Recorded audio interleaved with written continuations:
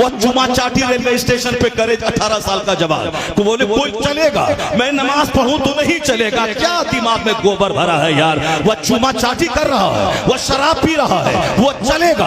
वो नाच रहा है, गा रहा है, चलेगा। मैं 1 मिनट में अजान दे रहा हूं तो कह रहा ये नहीं चलेगा। मैं सजदा कर रहा तो बोलता नहीं चलेगा। तो क्या चलेगा? शराब चलेगी, डांस चलेगा, जिना चलेगा, रेप चलेगा, मर्डर चलेगा। जब दुनिया के लोग इतना घटिया हो जाएं कि जब रेप पे राजी हो जाएं, जिना पे राजी हो जाएं, बलात्कार पे राजी हो जाएं, तब इंसान कहां से ढूंढोगे? डॉक्टर की सूरत में जानवर, मिनिस्टर की सूरत में जानवर, इंजीनियर की सूरत में जानवर, प्रिंसिपल की सूरत में जानवर, डीएम की सूरत में जानवर, तो इंसान कहां मिलेगा? ये जो कलकत्ता के आरजीकर मेडिकल कॉलेज में एक एमबीबीएस करने वाली लड़की के साथ हॉस्पिटल में उसका रेप जो हुआ, जो उसका मर्डर जो हुआ, ये क्या हुआ? कोई गांव देहात के मुसहर टोला में हुआ है। एमबीबीएस करने वाली मेडिकल कॉलेज में उसके साथ रेप हुआ है। ये जो दिल्ली में हॉस्टल में हुआ, क्या वो देहात में कोई संथाल के टोले में हुआ है? साहब पढ़े लिखे हो। जो मुजफ्फरपुर में बिहार में जहां जिस औरतों के शेल्टर रूम का सिलसिला मिनिस्टरों से जुड़ा हुआ था, क्या वो चाहिए लोगों ने किया है? ये जो कोर्ट में रेप, थाने में रेप, रेल में रेप, हवाई जहाज में रेप, स्कूल में रेप, कॉलेज में रेप, हर जगह जो रेप हो रहा है, ये रेप करने वाला है कौन? ये रेपिस्ट कौन है? ये रेपिस्ट वही है जो फिजिक्स तो पढ़ा, केमिस्ट्री तो पढ़ा मगर अल्लाह का डर दिल में नहीं आया, मुस्तफा के तरीके पे नहीं है, इंसान नहीं बना। ये तमाम दरसगा है 2 टाका कमाने वाले डॉक्टर को जन्म दे रही है। एक दरसगा है ये मदरसा, जहां पहले दिन से लेके आखिरी दिन तक यही बताया जाता है ये हराम है, ये हलाल है, ये जायज है, ये नाजायज है, ये लीगल है, ये इलीगल है, ये जायज करें या नहीं करें, ये डूज या डोंट यही सिखाया जाता है। तो इंसान बनाने की फैक्ट्री है ये मदरसा। इस मदरसे को मालदारों ने उजाड़ दिया कि मेरा बच्चा मदरसे में पढ़ने के बाद खाएगा क्या। अब काफिरों ने इसे आतंकवादी का अड्डा कहा। वो चुमा चाटी रेलवे स्टेशन पे करे 18 साल का जवान तो बोले कोई चलेगा, मैं नमाज पढ़ूं तो नहीं चलेगा। क्या दिमाग में गोबर भरा है यार। वो चुमा चाटी कर रहा है, वो शराब पी रहा है, वो चलेगा। वो नाच रहा है, गा रहा है, चलेगा। मैं 1 मिनट में अजान दे रहा हूं तो कह रहा ये नहीं चलेगा। मैं सजदा कर रहा तो बोलता नहीं चलेगा। तो क्या चलेगा? शराब चलेगी, डांस चलेगा, जिना चलेगा, रेप चलेगा, मर्डर चलेगा। जब दुनिया के लोग इतना घटिया हो जाएं कि जब रेप पे राजी हो जाएं, जिना पे राजी हो जाएं, बलात्कार पे राजी हो जाएं, तब इंसान कहां से ढूंढोगे? डॉक्टर की सूरत में जानवर, मिनिस्टर की सूरत में जानवर, इंजीनियर की सूरत में जानवर, प्रिंसिपल की सूरत में जानवर, डीएम की सूरत में जानवर, तो इंसान कहां मिलेगा? इंसान पैदा करने की फैक्ट्री है यह मदरसा। मदरसे को तुमने आतंकवादी का अड्डा कहा, तुमने अपने बच्चों को पढ़ाना छोड़ दिया। जब प्रोडक्शन घट जाएगा, जब पैदावार घट जाएगी आदमी की, तो समाज शैतानों से भर जाएगा। आज जो समाज गुंडे से, शराबी से, जिनाकार से भरा है, क्यों? इंसान बनाने की फैक्ट्री मदरसा कमजोर हो गया। अगर तुम चाहता है कि दोबारा समाज वली से भर जाए, कुतुब से भर जाए, अब्दाल से भर जाए, नमाजी से भर जाए, नेकों से भर जाए, तो दोबारा इस फैक्ट्री को आबाद करना होगा। और जिस दिन ये फैक्ट्री, इंसान बनाने वाली फैक्ट्री आबाद हो गई, तो चोरों की तादाद घटेगी, शरीफों की तादाद में इजाफा हो जाएगा। नारे तकबीर, नारे रिसालत, नारे गौसियत, मशरक़ी आला हजरत, फैज़ानी आला हजरत, हज़रत अल्लामा मुफ्ती शहरियार रज़ा साहिब क़िबला, जश्न दस्तारबंदी। रोने की जरूरत नहीं है। चोर जो पैदा हो रहे गाँव में, एक डॉक्टर है आपके अमरोहा, डॉक्टर एमबीबीएस है, एमडी किया हुआ है। अब वो डॉक्टर साहब के पास आप मंडली से गए कि मेरी बीवी दर्द से हमें गिरफ्तार है, डॉक्टर साहब इसको नॉर्मल डिलीवरी करवा दीजिए। वो डॉक्टर साहब जान रहे हैं कि नॉर्मल डिलीवरी हो जाएगी, इसकी सिर्फ पेन को बढ़ा दें, एक इंजेक्शन डाल दें, दर्द बढ़ेगा, नॉर्मल डिलीवरी हो जाएगी।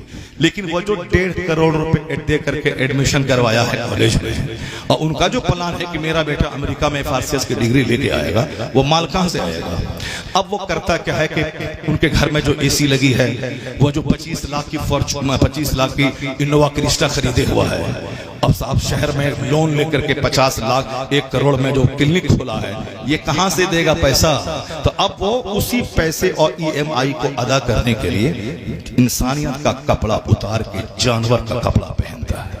अब कहता है कि नॉर्मल डिलीवरी नहीं होगी, तेरा बच्चा मर जाएगा या तेरी बीवी मर जाएगी। 1 घंटे के अंदर अगर ऑपरेशन नहीं हुआ, सिजरिंग नहीं हुई, तो जच्चा भी मरेगी, बच्चा भी मरेगा।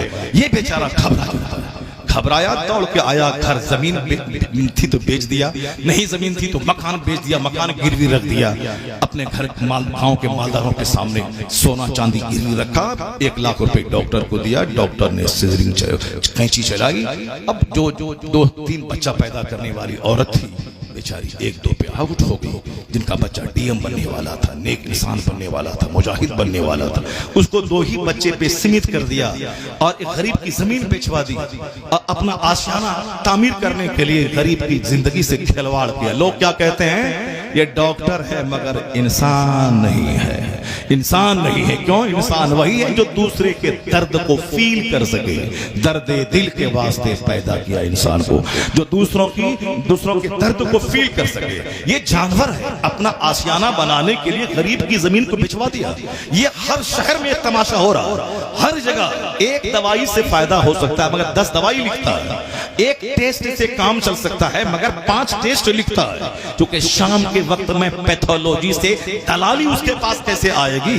ये 10 दवाई, जो दवाई की कंपनी वाला जो उसको 50,000 की एसी दिया है, तो फिर उस कंपनी वाले को फायदा कैसे पहुंचाएगा? इसलिए सब गैस की दवाई, ताकत की दवाई, ये दवाई, वो दवाई लिख दिया। 10 दवाई, कोई दवाई तो फायदा करेगी। बेचारा गरीब जमीन बेचे साहब, जेवर बेचे, मगर इन डॉक्टरों के घर पे शाम के टाइम में दलाली पहुंचनी चाहिए, पैथोलॉजी से भी और फिर मेडिसिन की दुकान से भी। मेरे प्रिस्क्रिप्शन पे तेरी दवाई बिकी है, तो तुमने 1 लाख की दवाई बेची है, तो लाओ मेरे पास 20,000 रुपए डालो। अब 20,000 रुपए उसको दिया। अब पैथोलॉजी वाला मेरे पुर्जे से तुम्हारे यहाँ टेस्ट हुआ, तुम 10,000 कमाए, लाओ मेरे पास 3,000 रुपया, वो मेरा है। ये जानवरों की तादाद बढ़ रही है, कोई बताने वाला नहीं है कि क्या करे क्या नहीं करे, क्या हराम क्या हलाल, क्या जायज क्या नाजायज। क्या कहा हुजूर ने, उस वक्त तक 1 इंच बंदे का पांव हटेगा नहीं जब तक कि वो बता नहीं दे कीमती जिंदगी किस काम में गुजारी। सबके दिमाग में जुनून है पैसा कमाने का, जुनून है गाड़ी का मुकाबला, पैसे का मुकाबला, घर का मुकाबला, एक जुनून है। कोई बंदा मरने के बाद जहां का एक दिन 50,000 साल के बराबर होगा, न बाप बच्चे को बता रहा है, न मस्जिद का इमाम बच्चे को मुक्तदी को बता रहा है। अगर इमाम बता भी रहे हैं तो मुतवल्ली बोलता है ये सारी बातें मत करो, पैसा कमाने की बातें करो।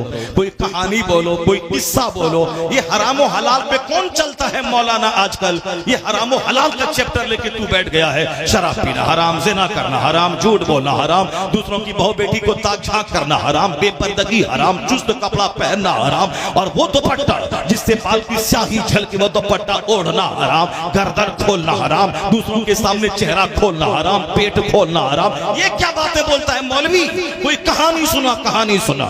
कहानी सुनने में मजा आता है, कॉमेडी सुनने में मजा आता है। कुरान कौन सुनेगा, हदीस कौन सुनेगा? तो याद रखना, अगर यही बात हुई मकान पे दुकान बच्चे को दिया, तो कल मत रोना कि मेरा बच्चा मेरे हाथ से निकल गया, मेरा बेटा मेरे हाथ से निकल गया, मेरा बच्चा ससुराल वाले का गुलाम हो गया, मेरा बच्चा मुझको डॉक्टर के पास नहीं ले जा रहा है।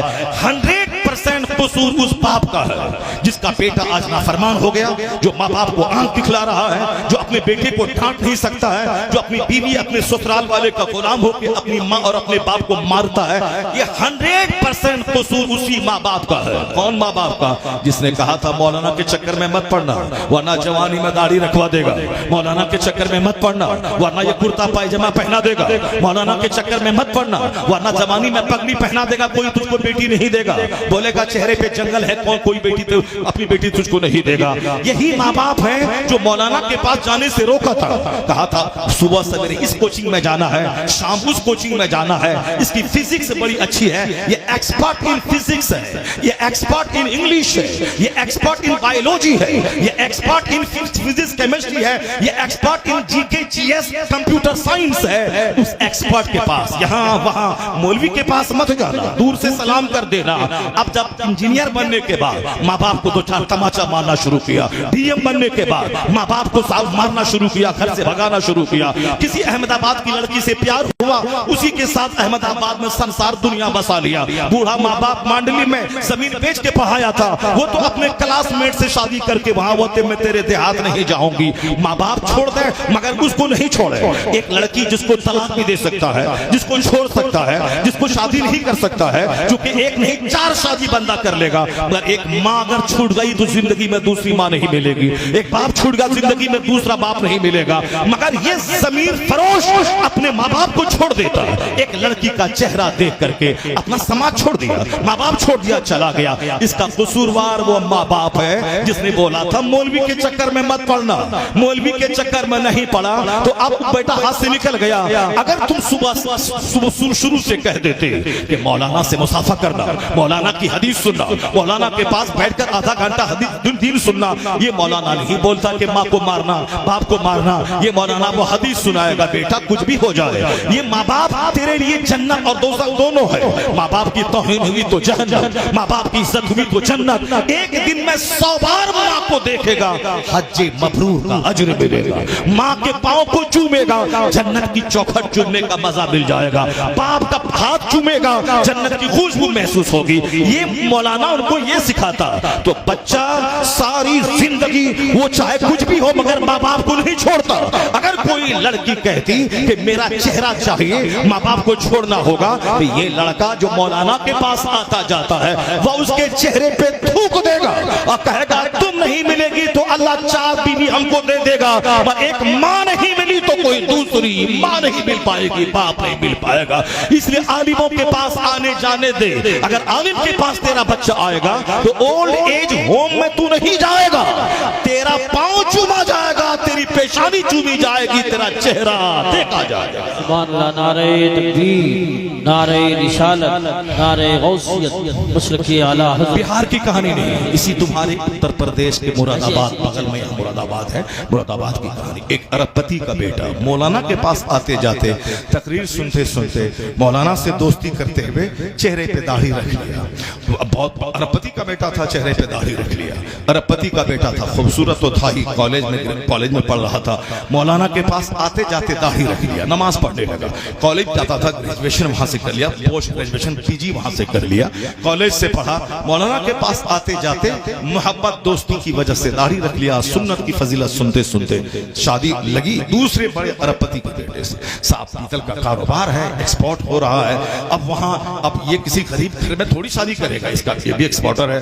अब उनके घर में रिश्ता लगा, लड़की खूबसूरत हुई, पढ़ी लिखी, लड़की को लड़का पसंद था, घर वालों को पसंद था, मगर लड़के के चेहरे की दाढ़ी उसको अच्छी नहीं लग रही थी। उन्होंने अपनी अम्मी से कहा कि अब्बा से कह दो कि सब ठीक है मगर दाढ़ी हमको अच्छी नहीं लगती है। पंजाब की खूबसूरत औरत, पंजाब की खूबसूरत औरत, स्मार्ट एंड साफ, ब्यूटीफुल और लंबी और पढ़ी लिखी, हायर एजुकेशन, उसके बावजूद पंजाब की बेटियां पगड़ी, बड़ी पगड़ी, हमसे डबल पगड़ी पहनने वाला सीख, हमसे बड़ी दाढ़ी रखने वाला सीख।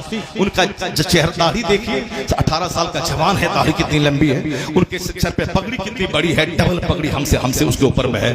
मगर उसकी खूबसूरत बेटियां, पढ़ी लिखी बेटियां, डीएम बेटियां, एसपी बेटियां, मैनेजिंग डायरेक्टर बेटियां उसी जंगल वाले से शादी करती है। चेहरे पे जंगल है मगर हमारी सड़ी हुई बेटियां, जो गरीब घर की सड़ी हुई, जिसको न दुरूद ताज याद है, न दुरूद हिज़्विया याद है, न सूरे यासीन याद है, न सूरे मुल्क याद है, न सूरे दुखान याद है, न सूरे मुज़म्मिल याद है, उसके बावजूद घमंड है, स्कूल में 8 क्लास पढ़ लिया हो गया, ये दाढ़ी वाला नहीं चाहिए। सड़ी हुई बेटियां वो उस पंजाब की हायर एजुकेशन वाली लड़की से सबक हासिल करे, क्योंकि वह पढ़ी लिखी हैं, उनके मजहब ने वही सिखाया है। इसीलिए मजहब के एतबार से चूंकि उसका प्रधानमंत्री मनमोहन सिंह, उनके सर पे पगड़ी, उनके चेहरे पे दाढ़ी, मनमोहन सिंह प्रधानमंत्री बन गए।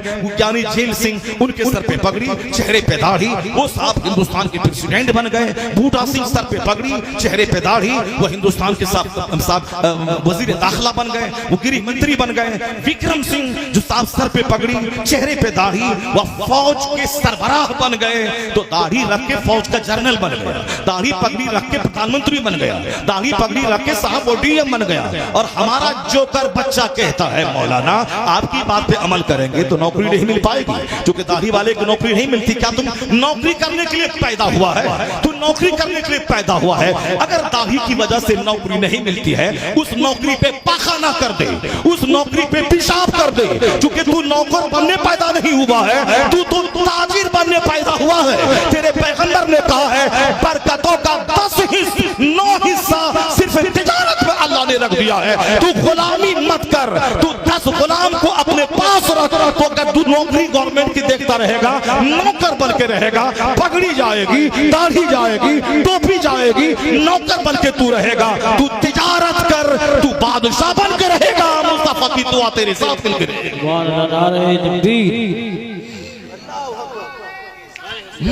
नौकर नौकर नौकर नौकर मर जा तू नौकरी करते करते।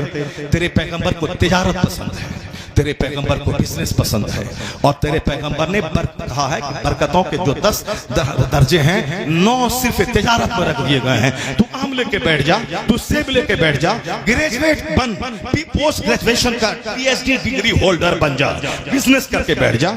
ट्यूशन पढ़ाने के लिए एक बंदा गोरखपुर का वह ट्यूशन पढ़ा करके 20 लाख महीना कमाता है। एक बंदा मेरे शहर का, उन्होंने मैथमेटिक्स में एमए किया है, और हमारे घर में किराए पे रहने वाला मास्टर शहबाज वो अंग्रेजी में एमए किया उसने, और फिर कोचिंग सेंटर में कोई नौकरी फोकरी नहीं। मास्टर बनेगा तो 35,000 रुपए तनख्वाह मिलेगी, अगर प्रोफेसर बनेगा तो 2 लाख रुपए तनख्वाह मिलेंगी। वो सिर्फ कोचिंग सेंटर खोल के 5 लाख रुपए कमा रहा है। शहर में जमीन खरीद लिया, शानदार घर बना लिया, और सब एक बंदा को मैं जानता हूँ वो बचपन से ट्यूशन पढ़ाता है, और फिर वो एमएससी भी किया मैथमेटिक्स में। उसके बाद कॉलेज बगल में है, बड़ा कॉलेज यूनिवर्सिटी बगल में है, वहां का प्रोफेसर 2 लाख 2.5 लाख 3 लाख कमाता है। अगर 10 लाख रुपए महीना उसी कॉलेज के बच्चों को मैथ का ट्यूशन पढ़ा के कमा रहा है। बिजनेस कर, काबिलियत हासिल कर। साहब गोरखपुर का एक लड़का एमएससी का क्रीम लड़का, उन्होंने तैयारी की, यूपीएससी में बैठा, 3 बार बैठा, नहीं हो पाया। क्योंकि यूपीएससी करने के लिए बोलने की सलाहियत भी चाहिए आदमी के पास, ताकि वो वाइवा निकाल सके। किसी की तहरीर अच्छी है, बोली अच्छी नहीं है, किसी का जीएस अच्छा है, अंग्रेजी अच्छी नहीं है, किसी की अंग्रेजी अच्छी है, मैथ अच्छा नहीं है। हर सब्जेक्ट में परिपूर्ण रहना, स्किल महारत हासिल करना, ये बहुत मुश्किल काम है। मैथ का कीड़ा था, फिजिक्स केमिस्ट्री का कीड़ा था। हो सकता है जनरल नॉलेज वाइड नहीं रहा, हो सकता है कि अंग्रेजी उसकी अच्छी नहीं रही हो सकता है कि सब कुछ ठीक है, मगर बोलने की सलाहियत उसके पास नहीं है, नहीं निकाल पाया। उन्होंने हैदराबाद के एक कॉलेज से मैथ के टीचर के लिए, मैथ के लेक्चरर के लिए बहाली निकली, इंटरव्यू दिया, पास कर गया। मालूम है अगर वो डीएम बन गया होता तो 3 लाख महीना कमाता, लीगल तरीके से, हराम तरीके से 30 लाख कमा लेता, वो अलग बात है, मगर हलाल तरीके से 2-2.5 लाख ही कमा पाता वो। लेकिन नौकरी उसको लगी कॉलेज में, उस कॉलेज में मैथमेटिक्स पढ़ा करके पर मंथ 10 लाख रुपए महीना कमाने लगा। ये आज से 15 साल पहले की बात मैं कह रहा हूं। 15 साल पहले बंबई जहां मैं खिताब करने जाता था, जिस घर में मैं ठहरता था, उसी के बेटे का अपना खास साला था वो लड़का। उन्होंने ऐसा हासिल किया, नौकरी दिमाग में हटा दे।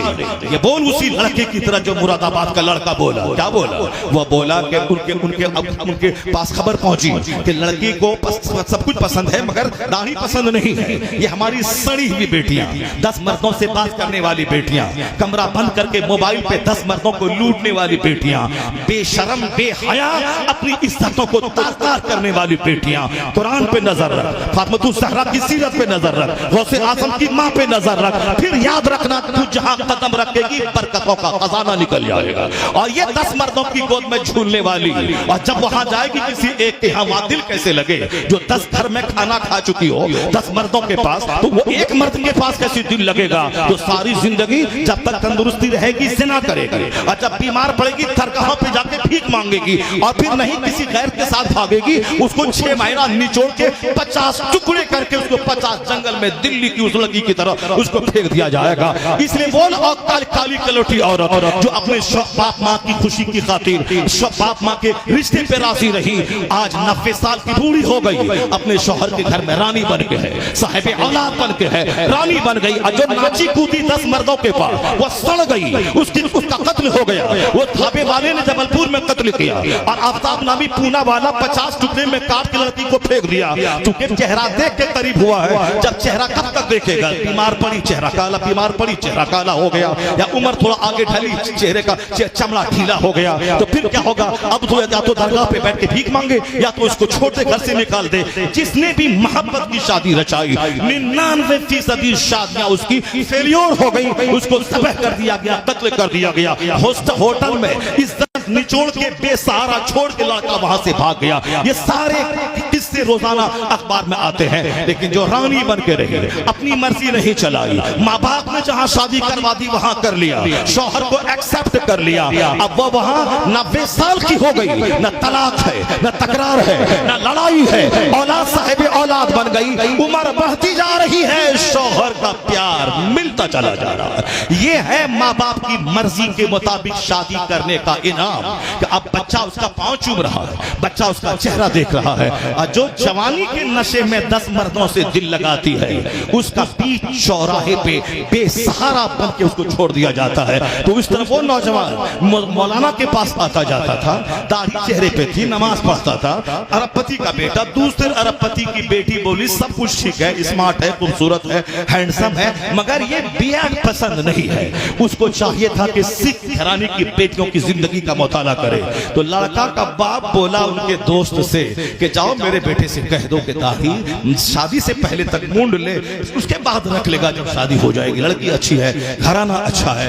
मगर वो लड़का क्या बोला? मेरे बाप से कह देना कि सारी जिंदगी कुंवारा रहना पड़े मैं रह जाऊंगा, मगर सुन्नते रसूल का कत्ल नहीं करूंगा, सुन्नते रसूल का कत्ल नहीं करूंगा, सुन्नते रसूल का कत्ल नहीं करूंगा। सच कहा मेरे मुस्तफा ने, अल मरओ मा मन अहब, आदमी उसी के साथ होगा जिससे वो मोहब्बत करता है। मोहब्बत अगर फिल्म एक्टर से हो गई, उस वक्त एक्टर जहां जाएगा वहीं जाना होगा। मोहब्बत किसी झूठे नेता से हो गई, वह झूठा नेता जहां जाएगा वहीं जाना होगा। मोहब्बत किसी हरामखोर से हो गई, वो हरामखोर जहां जाएगा जहन्नम वहीं जाना पड़ेगा। मोहब्बत किसी आलिम से हो गई, मोहब्बत किसी वली से हो गई, मोहब्बत किसी नमाजी से हो गई, मोहब्बत गौस कुतुब अब्दाल से हो गई, तो जहां गौस जाएंगे वहीं तू भी जाएगा। इसलिए लिबास हो या सर का बाल हो या हाथ की अंगूठी हो या जीने का कल्चर हो या बर्थडे पार्टी हो या शादी ब्याह और वलीमा की तकरीब हो, हर चीज में मुस्तफा की पैरवी कर,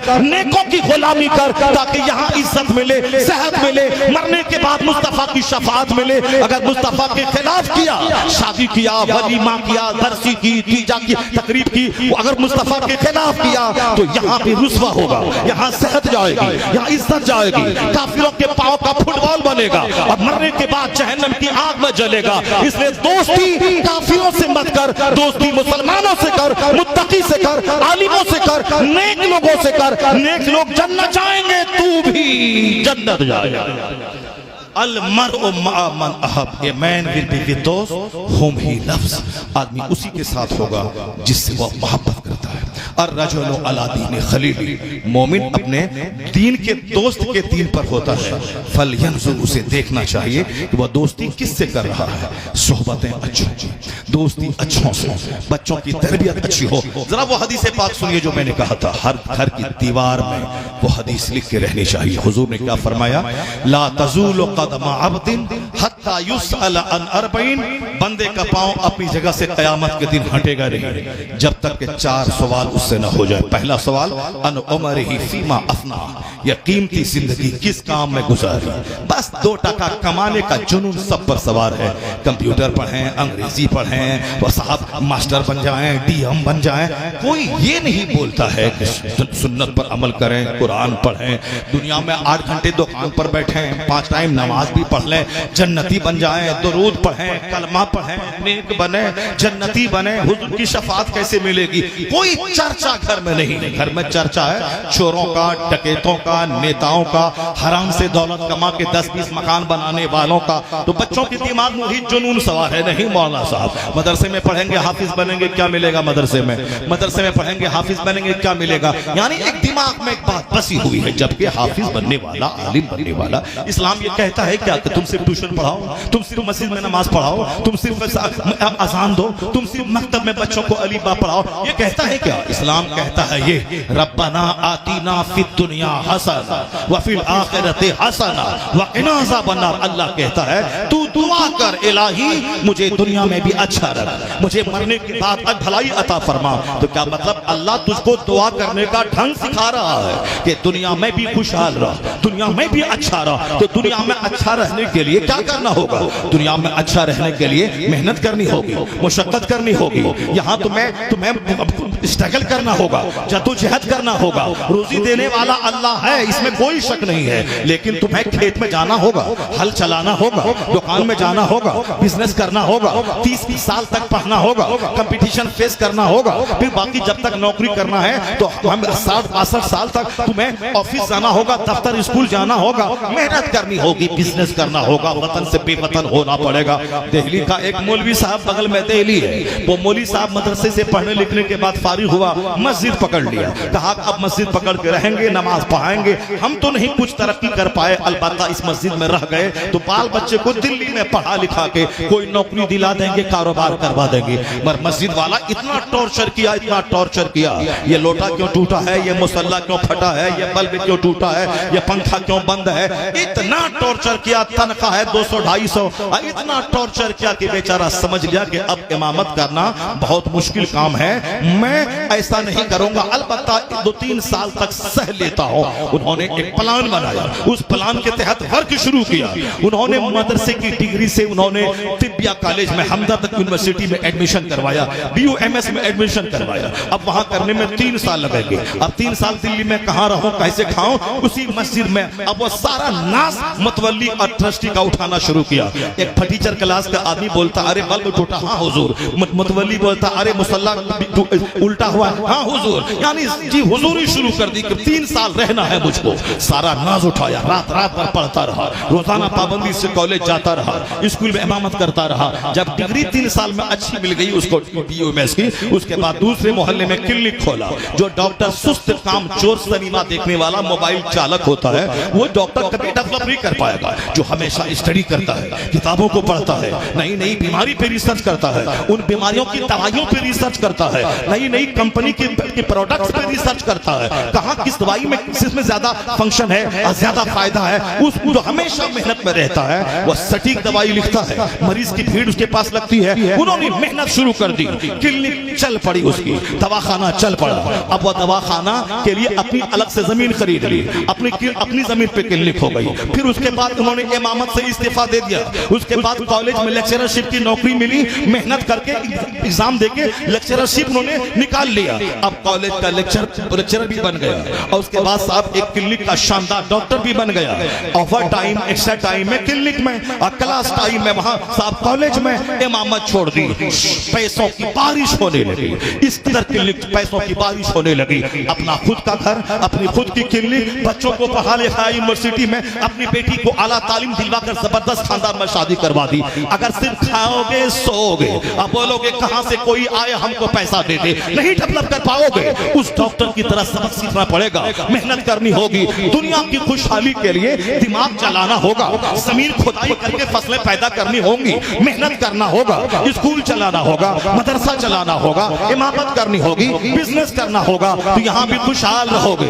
अगर बैठे बैठे वेट करोगे कि आसमान से हीरा गिर जाए या जमीन से कोई सोने की हांडी निकल जाए, या अजमेर जाके बैठ जाओगे कि बाबा मुझको दे दो, बाबा मुझको हांडी दे दो, बाबा वहां से निकालेंगे तो तमाचा मार के। ऐसा नहीं होता है कि गेहूं लगा के मेरे पास आ जाओ, अब बोलो वहां बासमती धान निकाल दीजिए। आम का पेड़ लगा के अजमेर आ जाओ, अब बोलो कि बाबा इसमें सेब लगा दीजिए। ऐसा नहीं होता इस दुनिया में कि बाबा मेरे घर में एयरपोर्ट कायम कर दीजिए। आप सुल्तानुल हिंद है, सब देते हैं, बाबा सब नहीं देते हैं। बाबा वो बाबा अल्लाह के वली है। बाबा इस्लाम समझाते हैं, इस्लाम की खिदमत करने इंडिया आए हैं, अपना वतन ईरान छोड़ के आए हैं, 20 साल इल्म हासिल करके आए हैं, 30 साल मुर्शिद का बिस्तर ढोके आए हैं, ज़ाहिरी और बातनी दोनों उलूम हासिल करके तब हिंदुस्तान के बुतखाने में यहाँ कुफ्र की ताकत से लड़ने आए हैं। रूहानी ताकत से लैस होकर, ज़ाहिरी ताकत से लैस होकर तब वह हिंदुस्तान आए थे। गाली सुनी है उन्होंने, सारा ताना सहा है, उन पर पानी बंद करने की धमकी उन्होंने सही है, उन जहर में बुझी हुई तलवार लेके चला गया, उस जुल्म को सहा है, सारा जुल्म सहते रहे।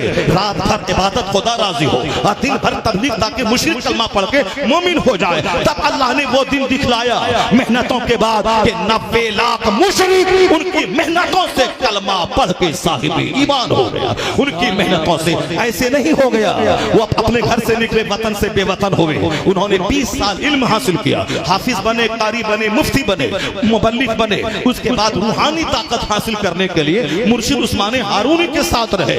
वो गौसे आजम मादरजाद वली थे, पैदा होते ही वली पैदा हुए थे, मगर उन्होंने 20 साल तक इल्म हासिल किया, 25 साल तक दरख्त के पत्तों को खाया, जंगल में गिरी पड़ी सब्जियों को खाते रहे, तब जाके मारिफत का नूर हासिल किया। फिर बगदाद की महफिल में आ गए, मस्जिद को आबाद किया, मदरसे को आबाद किया, मरा हुआ सिस्टम मदरसा का जिंदा किया, खानकाह को जिंदगी दे दी। 100 मौलवी मिल के हसद करते हुए आपको लाजवाब करने आया था, एक निगाह डालकर सबको मबहूत और मुतहय्यर कर दिया। रूहानी ताकत, ज़ाहिरी ताकत, तब मदरसे को जिंदगी मिली, खानकाह को जिंदगी मिली, ऐसी जिंदगी मिली कि नाम ही मोहिउद्दीन पड़ गया, दिन का जिंदा करने वाला। तब अल्लाह ने कहा, अल्लाह ने इनाम दिया, ए मोइनुद्दीन तू जिया मेरे लिए, तू मेहनत किया मेरे लिए, तू 40 दिन तक भूखा रहा मेरे लिए, 40 साल तक ईशा के वजू से फजर पढ़ा मेरे लिए, 25 साल दर्द का पत्ता खा करके तू मार्फत का नूर हासिल किया मेरे लिए। अब जब दीन को जिंदगी दे दी है तो अब जब तक दीन रहेगा अब्दुल कादिर तेरा डंका बजता रहेगा। अब आज करोड़ों कादरी दुनिया में है, या उनकी दीनी खिदमतों का इनाम है, दीन को जिंदगी दी तो जब तक दीन रहेगा अब्दुल कादिर तेरा नाम रहेगा, जब तक दीन रहेगा मोइनुद्दीन तेरा नाम रहेगा। बरहेज कबीले के पैठान थे, बाप दादा कबीले बरहेज अफगानिस्तान छोड़ के इंडिया आ गए। रात में सिर्फ 2 घंटे सोना है, बाकी 22 घंटे दिन की खिदमत करना है। गाली गलौज सुनकर 1000 किताबें लिखकर दिन की खिदमत करनी है, तमाम बदअकीदों से जंग करनी है, गाली गलौज सुनना है, जमीन की आमदनी से मस्जिद मदरसा किताबें छपवा के सुन्नियत का काम करना है। जब सुन्नियत का काम किया, करोड़ों मुसलमानों का ईमान बचाया, तब अल्लाह ने अहमद रजा को बरेली के सौदागरान से उठाया और शोहरत के उस आसमान पे पहुंचा दिया। अमेरिका में रजा रजा, हॉलैंड में रजा रजा, ऑस्ट्रेलिया में रजा रजा, श्रीलंका में रजा रजा, हर तरफ रजा रजा। इसीलिए है वह दीन बचाया है, करोड़ों का ईमान बचाया है, अपनी नींद कुर्बान किया है, दिन की राहत कुर्बान की है। तब जाके रजा को अल्लाह ने वह मकाम दिया कि जब तक सुन्नियत रहेगी तेरा नाम रहेगा, जब तक दीन रहेगा तेरा नाम रहेगा। अलीगढ़ वाले रोकने आ गए, सहारन वाले रोकने आ गए, नजद वाले रोकने आ गए। ये पैठान है, ये कसीला है, ये बड़ा पढ़ा लिखा नहीं है, उसकी अजमत को मजरू करना चाहा, मगर सब उनसे चलने वालों के गुल हो गए चिराग। अहमद रजा की शम्मा फरोजा है आज भी, यूनिवर्सिटी में रजा, कॉलेज में रजा, खानकाह में रजा, नाम के साथ रजा, करोड़ों नाम के साथ रजा, तौसीफ रजा, शहरयार रजा, हामिद रजा, यूसुफ रजा, मोहसिन रजा, अख्तर रजा, फला रजा, एक रजा था, आज करोड़ों नाम के साथ लफ्ज़ रजा है। यह दीनी खिदमतों का इनाम है, जो जिएगा रब के लिए, जो मरेगा रब के लिए, जो दीन बचाएगा वह एक खित्ते में महदूद नहीं रहेगा, हर ज़बान पे चर्चा रहेगा। आज ऐसा लग रहा है वादी रजा की कोहे हिमालय रजा का है, जिस सम तो देखिए वो इलाका रजा का। नारे तकबीर, नारे रिसालत, नारे गौसियत, मसलके आला हजरत, फैज़ाने आला हजरत। A man who dedicates his life for the sake of Allah, Allah gives him name, Allah gives him fame, Allah gives him popularity. यह जिंदगी कीमती जिंदगी है, गुटखा खाने में मत गुजारो, सिगरेट पीने में मत गुजारो, दूसरों का मुंह देखने के लिए चौक चौराहे पे मत घूमो। एक इसी उत्तर प्रदेश में आजमगढ़ इलाके में एक गांव है, वहां की आबादी है 200 घर है उस गांव में। 145 IAS ऑफिसर है वहां, 145 IAS ऑफिसर है।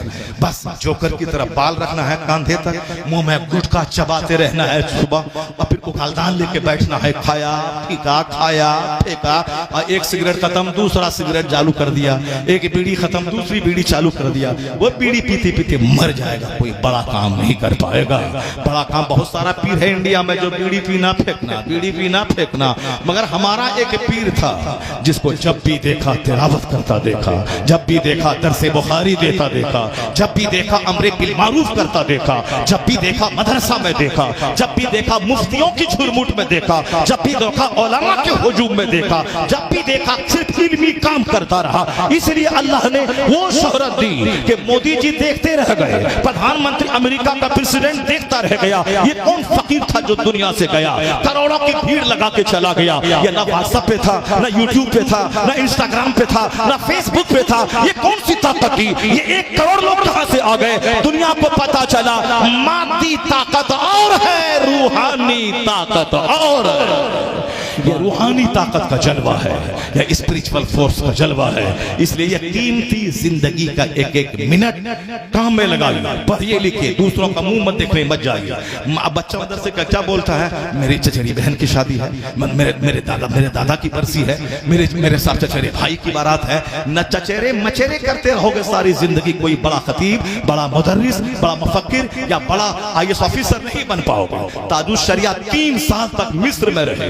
अब मिस्र के बाजू में वहां है दरियाए नील, जामे अजहर के बाजू में 3 साल रहे, एक बार भी दरियाए नील नहीं देखा, सिर्फ किताब देखा, सिर्फ क्लासरूम देखा, सिर्फ मस्जिद की चटाई को देखा, बाकी वहां का ना मार्केट देखा, ना वहां दरियाए नील को देखा। जब दूसरे सफर में वहां गए, फख्र अजहर का अवार्ड जब मिला, उसके बाद जब नील के ऊपर से गुजरने लगे तो एक तालिब इल्म आपका मुरीद बोला, हुजूर नील के ब्रिज से गुजर रहे हैं। तब जवाब मिला कि 3 साल में रहा, कभी नील नहीं देखा, फुर्सत कहां थी किताबों से कि नील को देखता। तो रिजल्ट क्या मिला? रिजल्ट क्या मिला कि अजहर सिर्फ मिस्र की यूनिवर्सिटी नहीं है, जिस तरह पूरी दुनिया में कैम्ब्रिज का मकाम है, ऑक्सफोर्ड का मकाम है, उसी तरह दीनी नुक्ते नजर से अजहर यूनिवर्सिटी का मकाम पूरी दुनिया में है। दुनिया भर के लाखों बच्चे वहां सैकड़ों फैकल्टीज में पढ़ते हैं। अरब में अरबी जबान में फिजिक्स केमिस्ट्री सब पढ़ाई जाती है, मगर जो अरब में पैदा हुए, जिसकी मादरी जबान अरबी थी, मगर वो वहां टॉप नहीं कर पाया। हिंदुस्तान में पैदा होने वाला, उर्दू जबान जानने वाला, अरबी अलग से सीखने वाला, उस मिस्र यूनिवर्सिटी अजहर में सारे बच्चों में इम्तियाजी मकाम हासिल किया। जो किताब देखेगा, जो पगड़ी नहीं देखेगा, जो चप्पल नहीं देखेगा, जो कपड़ा नहीं देखेगा, जो खाना नहीं देखेगा कि खाना क्या मिल रहा है, और जो दाल देखेगा, दाल पतली है नहीं पढ़ेंगे, जो रोटी देखेगा, रोटी मोटी है नहीं पढ़ेंगे, जो शूज देखेगा, जो सॉक्स देखेगा, जो साथ कुरान खानी के नजराने देखेगा, जो कपड़े का प्रेस देखेगा, वो कोई बड़ा काम नहीं कर पाएगा। हमारे पूर्णिया शहर का डॉक्टर आज का सर्जन अरबों में खेल रहा है, लेकिन पहले के जमाने में उनकी चप्पल टूटी थी, उनके सर के बाल उड़ने लगे थे। इस कदर स्टडी किया उसने, मेडिकल की जब पढ़ाई पढ़ रहा था, इस कदर मेहनतें करता था कि सर के बाल उसके उड़ने लगे थे, कपड़े में प्रेस करने की फुर्सत उसको नहीं मिलती थी। आज वो बच्चा मेरे शहर का सबसे बड़ा सर्जन है, वो सबसे बड़ा डॉक्टर है। इसलिए पढ़ने के जमाने में एक एक मिनट को कीमती समझना होगा। चचेरे मेरे भाई की शादी में मेरी अपनी खास बहन का इंतकाल हो गया, मैं तबलीग की दौरे पर राजस्थान में था, आ नहीं पाया, शरीक नहीं हो सका। सरकार ताजुश शरिया मिस्र में थे, उनका अपना बाप मुफस्सिर आज़म हिंद का इंतकाल हो गया इंडिया में। वो ना पढ़ाई छोड़ के यहाँ आए, ना जनाजे में हाजिर हो सके। दुनिया में बड़ा काम करने के लिए एक एक मिनट को कीमती समझना होगा। खाने पे नजर नहीं, बस खा ले जिससे जिंदा रह सके, पहन ले जिसके सत्र छुप सके, बाकी सारा फोकस, सारी ताकत स्टडी किताब के मुताले पे करना होगा। 5 किताब सिलेबस में है तो 50 किताब एक्स्ट्रा पढ़ना पड़ेगा, तब जाके बड़ा मुसन्निफ, बड़ा खतीब, बड़ा मुदर्रिस, बड़ा IAS ऑफिसर, बड़ा थिंकर, बड़ा मुफक्किर बनेगा। मेहनतें करते जाओ, जन्नत वहां मिलेगी। इज्जत यहाँ मिलेगी, राहत यहाँ मिलेगी। इसलिए दुनिया में जिंदा रहने के लिए यहाँ के लिए मेहनत करनी होगी और आखिरत के लिए भी मेहनत करनी होगी।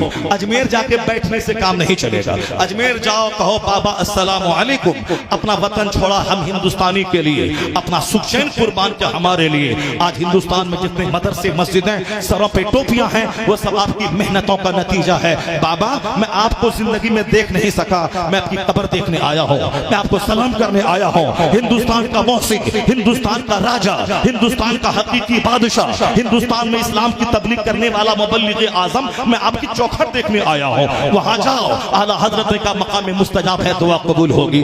लेकिन एयरपोर्ट वाली दुआ मत करना और वहां ये घर में एयरपोर्ट लगा दीजिए और आम लगा के जाओगे, बोलना बाबा हमारे आम में सेब लगा दीजिए मेरे आम के पेड़ में। ऐसा नहीं होगा। बाबा कौन दुआ करते हैं, कौन दुआ कबूल होती है?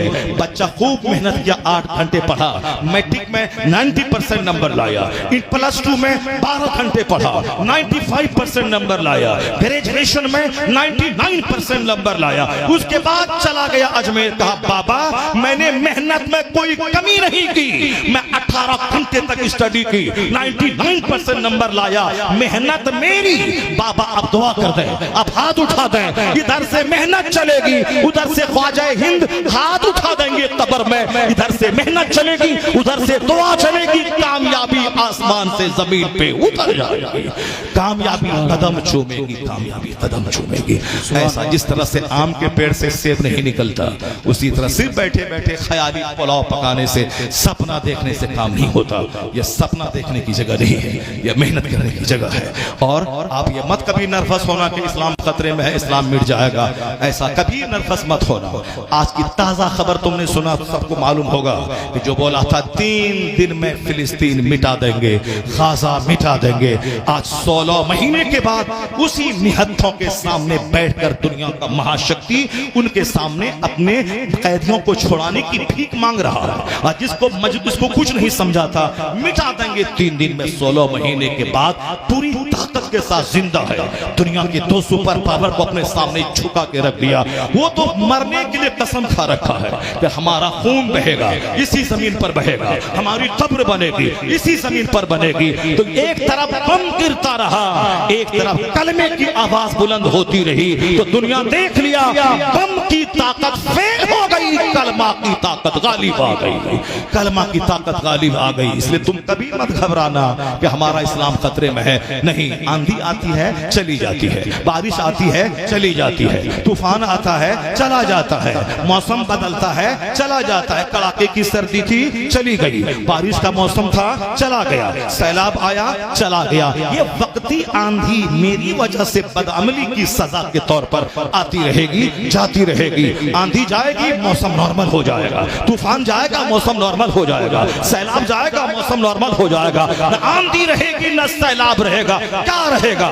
मदरसा रहेगा, मस्जिद रहेगी, खानका रहेगी, आसान रहेगी, जलसा रहेगा, आलिम रहेंगे, दीन का बयान होगा, कोई गुल बाकी रहेगा न चमन रह जाएगा, पर रसूलुल्लाह का दीने हसन रह जाएगा। कोई गुल बाकी रहेगा न चमन रह जाएगा, पर रसूलुल्लाह का दीने हसन रह जाएगा। अल्लाह तबारक व तआला हमको और आपको सबों को बुराइयों से बचने की तौफीक अता फरमाए। अल्लाह ताला फजूल कामों, फजूल बातों और फजूल खाना खाने से बचने की तौफीक अता फरमाए। जिस कौम में ज्यादा होटल और ज्यादा हॉस्पिटल हो, कोई काम वो कौम नहीं कर पाएगी। होटल में खाएगी, हॉस्पिटल में इलाज कराएगी, घुटने का दर्द, टखने का दर्द, पेट में भूख नहीं लग रही है और खाना खा लिया तो खाना पच नहीं रहा है। हॉस्पिटल और होटल इंडिया में खूब चल रहा है। मुरादाबाद के लोग, अमरोहा इलाके के लोग, हमारे बिहार में हर गली कूचे में मुरादाबादी बिरयानी, हैदराबादी बिरयानी, मुरादाबादी बिरयानी, हैदराबादी बिरयानी, बिरयानी बिरयानी बिरयानी, शादी में बिरयानी, तीजा में बिरयानी, बरसी में बिरयानी, वलीमा में बिरयानी, लंगरे गौसिया में बिरयानी। खाओ, लेटरिन जाओ, उसके बाद 1 दर्जन बीमारी में पड़ो, तड़प तड़प के मर जाओ। जो कौम कम खाती है, जो कौम कम बोलती है, जो कौम कम सोती है, ज्यादा इबादत करती है, वह कौम कामयाब होती है। दुनिया में खुशहाल रहने के लिए पढ़ाई भी करनी होगी और दुकान भी जाना होगा, बिजनेस भी करना होगा। बिजनेस किए बगैर रोजी नहीं मिलती तो मस्जिद गए बगैर भी जन्नत नहीं मिलती है। इसको गिरा बांध के रख लें। दुनिया में खुशहाली चाहे तो बिजनेस करना होगा, जन्नत चाहिए तो नमाज पढ़नी होगी, रोजा रखना होगा, इबादत